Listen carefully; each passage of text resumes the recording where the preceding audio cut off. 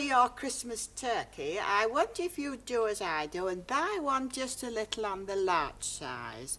There's so many delicious things can be made from leftovers, but also it is more economical to buy a large turkey. You get more meat to bone. So I'm hoping today that you'll follow my example and do this, saving yourselves in the end both time and money. First of all, we think about Boxing Day. We don't want a lot of cooking. We've had enough the day before. So I'm going to suggest that you make a salad of some kind for lunch. It does give their tummies a rest for one thing.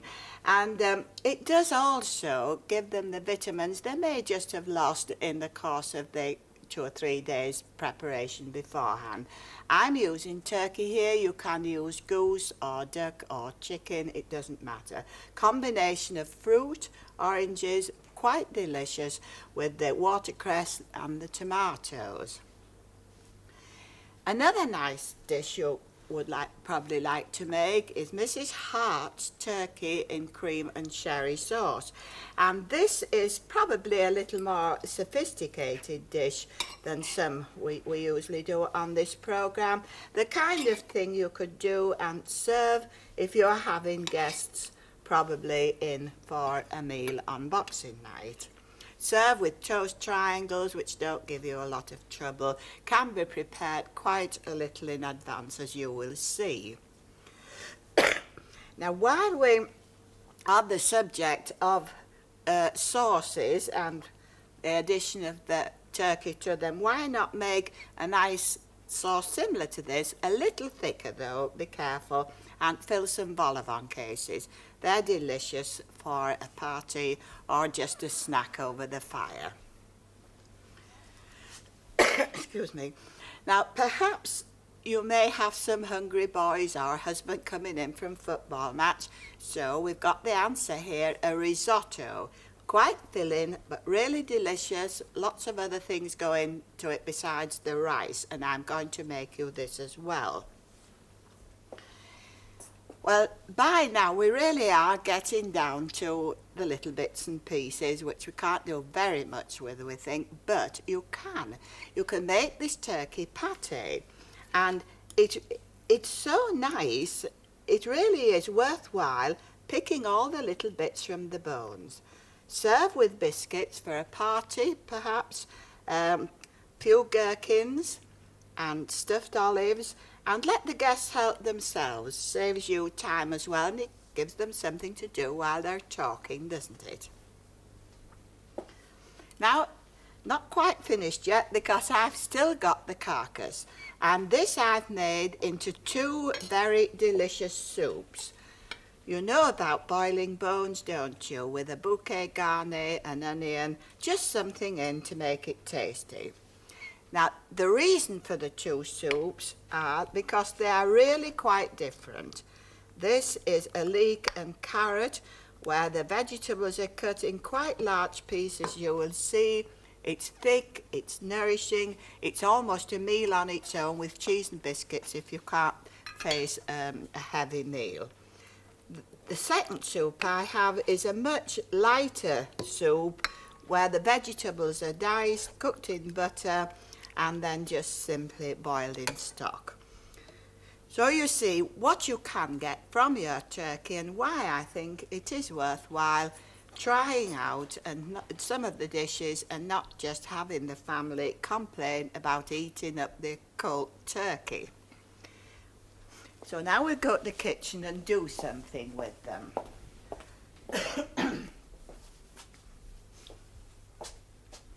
On my dish, I have arranged some slices of turkey, could be a goose or your duck, oranges, tomatoes, again in exactly the same way as you saw on the table.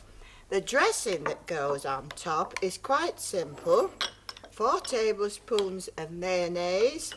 Perhaps for once you may be forgiven for buying some if you haven't time to make it. And into this goes 2 teaspoons of lemon juice, which is half a tablespoon. We'll mix that in. This gives it just a little piquant flavour that we look for with a turkey or a goose. And then 2 tablespoons of cream. Fairly thick cream. It isn't advisable really to buy the very thin pouring cream, and for once in a while we don't mind that little bit of extra. So there we have a very nice simple dressing, and all you need to do is pour it over the top of your fowl, and then we garnish it. Garnishing really is very much a matter of preference. What I'm going to do is a little parsley, because this gives it colour again. And you know, we've just got to try probably that little bit harder with garnishes, using after Christmas bits and pieces, because there's sure to be somebody in the family has either an upset tummy or can't face a heavy meal. Now there we have a little paprika pepper. It's not hot, it's a lovely colour. It tastes of very little really, unless you use it in very large amounts. So that's simplicity itself, except someone's going to say probably, how are the oranges segmented? So we take quite a sharp knife, and after the oranges are skinned, which they're easily done in boiling water, just cut them into pieces like this. Very quickly done, and they do make a delicious addition to salads for their taste as well as for their looks. Now we'll go on to something, a warm dish. And this is the dish we call Mrs. Hart's turkey in cream and cherry sauce. It never has got another name for some reason, because Mrs. Hart gave it to us, and it has remained under that title ever since. So in the pan I have melted 1½ ounces of butter, and I'm actually adding 2 ounces of flour, which is 2 good rounded tablespoons. This, of course, is the classic way of making a roux, because we are making a sauce. So in it goes, and it has to sizzle, which it's doing quite quickly for once. In the pan I have ½ a pint of warm milk. Now you can use milk warm for a sauce, but don't use it boiling. If you use it boiling, it will lump very quickly. Now this has to come to the boil, and boil really for a couple of minutes. Then you get a nice, smooth, delicious tasting sauce. And that's something, as I once heard an old gentleman remark, tasted like paper hanger's paste, which is quite a good description of some we get. Now this is boiling, so we'll add some more of the ingredients, and to start with we have 4 tablespoons of stock, because you'll have some lovely stock, I know, from cooking the bones, from the fowl, whatever it is. 2 tablespoons of sherry. Again, you're almost sure to have some dry sherry in the house at Christmas time. A pinch of nutmeg, which is really about 1/4 teaspoon. Same of salt, and a good grating of pepper. This again, the blending of the flavours gives it a really subtle flavour of its own. Now into this we add 2 ounces of cheese, leaving 1 ounce to go on the top. Can turn the heat off now, because the cheese should just melt in the hot sauce, it shouldn't boil. And last of all, 2 tablespoons of fairly thick cream. And it is a well-known fact that you must never let sauces boil after you've added cream, because this will curdle it. Now that's our sauce made, so I can explain now what else I've done. Altogether 12 ounces of turkey, which are just cut in strips in bite-sized pieces, and half of this has gone into the dish. So I'm going to pour on half the sauce. I hope you can just see the pouring consistency. It's just right so that it mingles beautifully in with the turkey. Now we'll add the rest of the turkey on top of the sauce.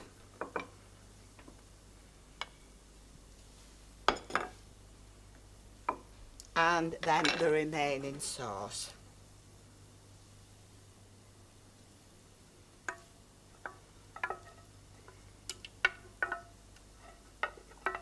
You see, it must pour and go right in amongst the turkey. I'll try and use it all up and cover it. So now we have to garnish the top a little, and this I'm doing with dried breadcrumbs. You know how to do these, all the crumbs you've been making for stuffing for Christmas, which had to be white fresh breadcrumbs.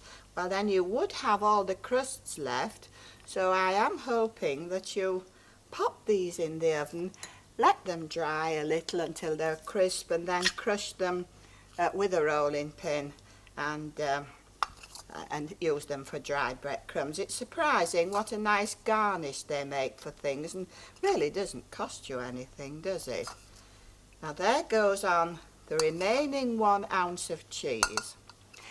This goes into your cooker, gas number 4, 350, for about 20 to 25 minutes, so that the turkey gets really well heated through, and then pop it under the grill if you like the top brown like I did at the beginning. Doesn't take very long, just under a medium grill, but do cook it first in the oven.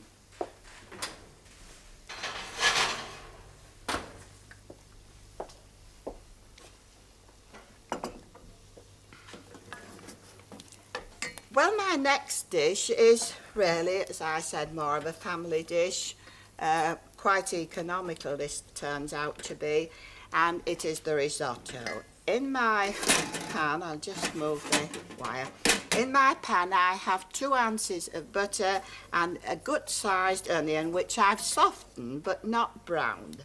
And to this I add 4 ounces of mushrooms. These have been washed and dried, not peeled, because we don't peel cultivated mushrooms. Tepid water with a little salt, and you'll find they've come beautifully clean, but they must be drained a little.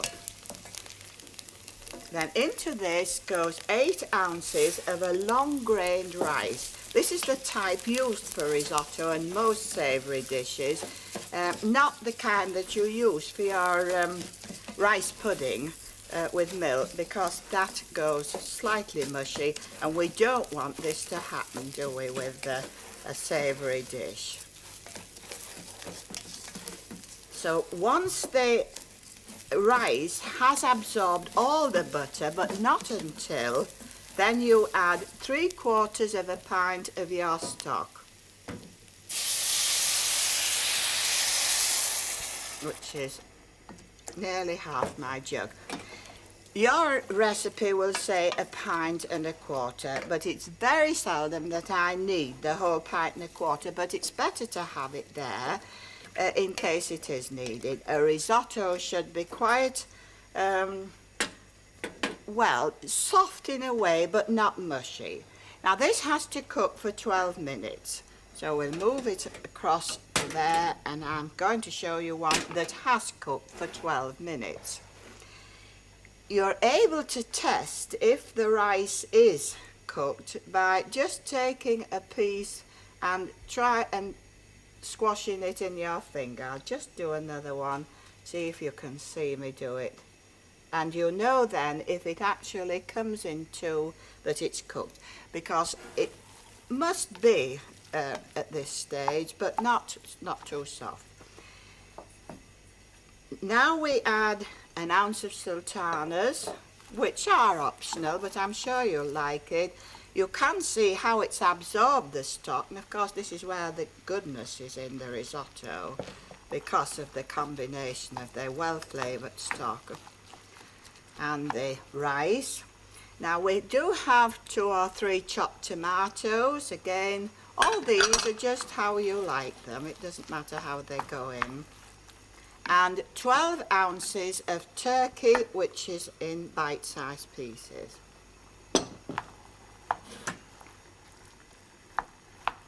Stir this well in, and I do need a little more stock again. Leave it long enough for the turkey to get really hot. It can take 5 or 6 minutes. The peas I have here are frozen, haven't been cooked, so I'm going to add them now. But if I'd been using peas that had been cooked, well, I would have I would have put them in about a minute or 2 before the end. Very colourful, very tasty, and again economical. If you have one of these kind of dishes, well, you can serve it straight from the dish onto the table, can't you? Quite a good idea for a buffet party doing that. Give them forks and plates and they're away.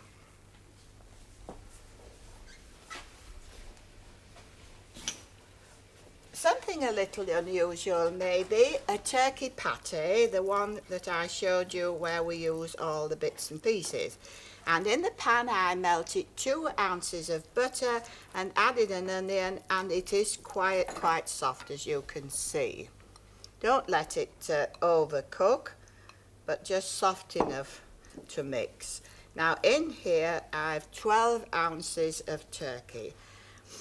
It's probably an idea to use the drumsticks and the wings, which not everyone likes to eat, to make this dish. They have more flavour, and it is something that does really taste flavoursome.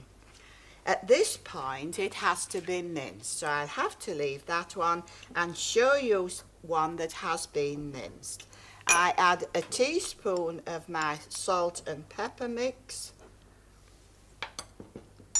and 4 tablespoons of sherry.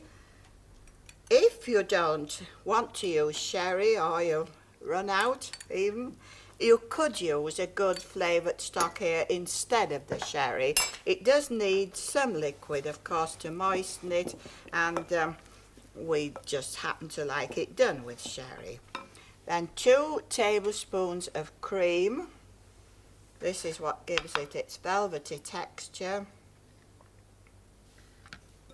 And mix this well together. Beating it quite well, it should be smooth so that it will spread on the biscuits or even on tiny pieces of toast. Now this actually, by the look of it, is a little bit stiff, so I'm going to add a drop more sherry. As I say, I could have added stock, but I do want it to be the consistency where it will spread. That certainly seems to have done it. Now to pot it, it's a matter of preference whether you put it in a large dish or several small ones. If it's for a party, I think you'll find that the small ones are really the best way of doing, because then they're distributed around the table and everyone helps themselves.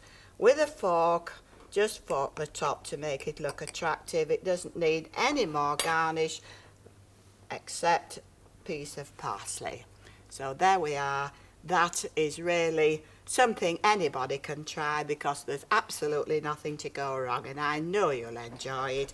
We've all enjoyed it here.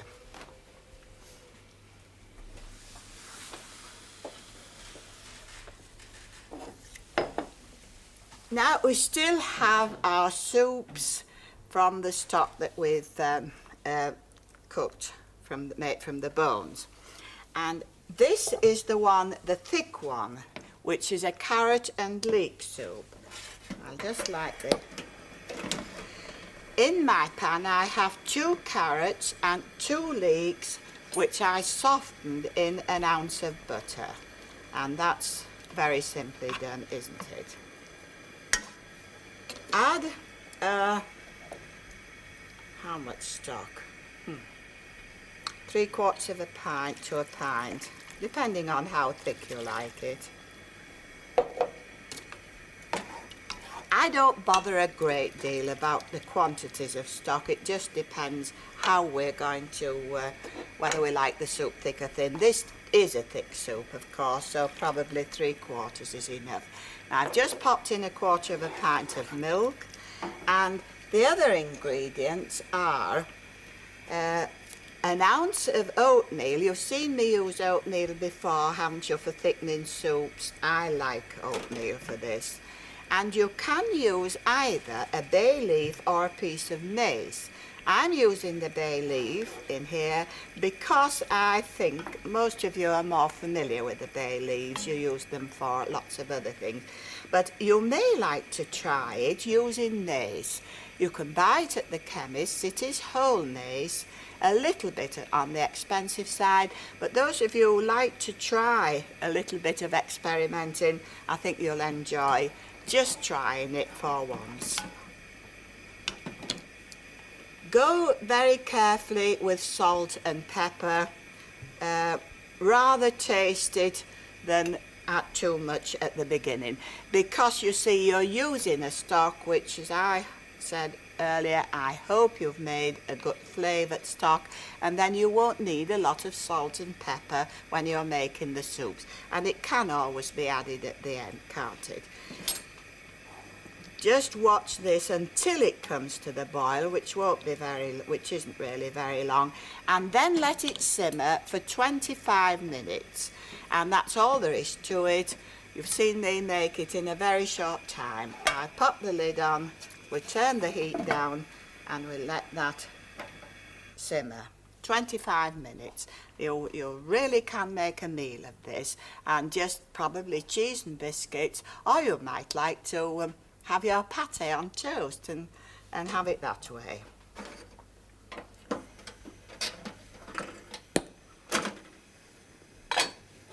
The other soup, again, very, very simple.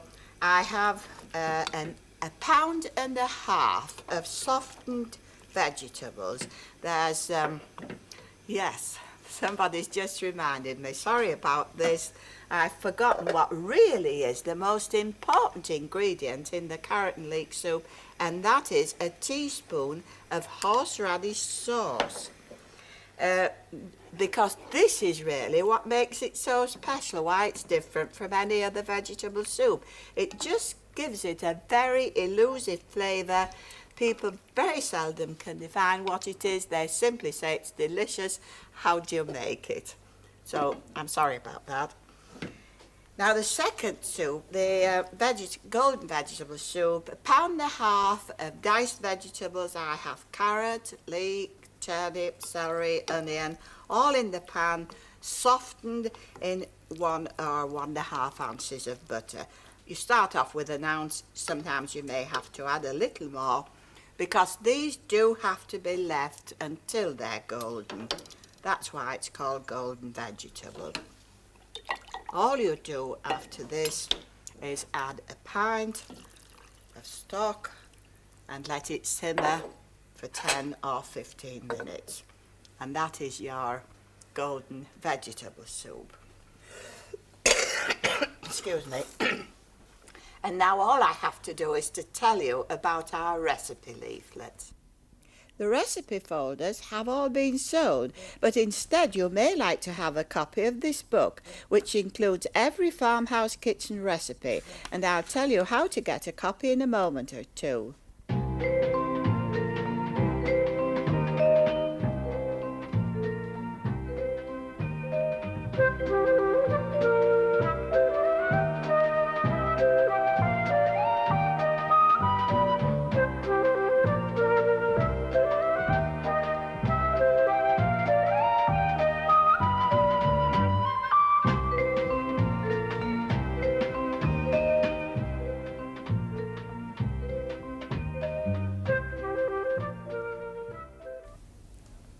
Hello.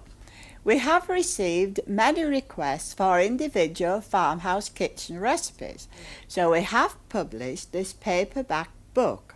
which contains all the recipes from all the programmes we have done. There are over 400 recipes altogether with an alphabetical index. If you would like a copy of this book, this is what you should do. Send 135, a postal order or a cheque will do, to Farmhouse Kitchen Book, Yorkshire Television, Leeds 3. 135, postal order or a cheque, to Farmhouse Kitchen Book, Yorkshire Television, Leeds 3.